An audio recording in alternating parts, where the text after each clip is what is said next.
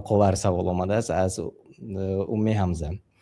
در جنت میتوانم تنها من با شوهرم باشم، خیلی که میدانیم در جنت به حوران جنتی با شوهری من نباشند از الله بخواهیم میشه و جواب میداده التماس.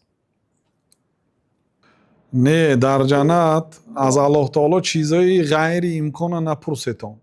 مثلا ای الله من پیغمبر گردان.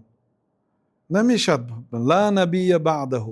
بعدی جناب رسول الله صلی الله علیه و سلم پیغمبر نیست. درست است که ما میگوییم که بله هر چیزی که میخواهید از الله تعالی پرسید، لیکن اون چیزی ممکن باشد. در جنت رشک نیست که شما از همین چاق یعنی رشاتی اونجا گیرید. اولش این که شکر الله کنید که حالی اونجا دارید. ام حسیبتم ان تدخلوا الجنه، شما گمان میکنید اون که به جنت میدارید.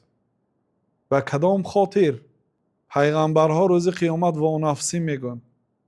حضرت عمر میگفتن که کاش که من یا برگ درخت میشدم، با وجود اون که بشارت به جنت داده شدن، با به جنت میدار آمدین و با کنداش نمیخواستین در اونجا. اونجا رشک نیست که اونجا جنجال نیست. اون چیزی که شما در این دنیا میابید اونو در آخرت این خیلی چیز نیست. این یک. دویمش این که دعا کنید که اهل جنت باشید. همین قدر. در جنت من حور نمیخواهم، این دعاها نادرست است. تکلف در دعا اجازت نیست.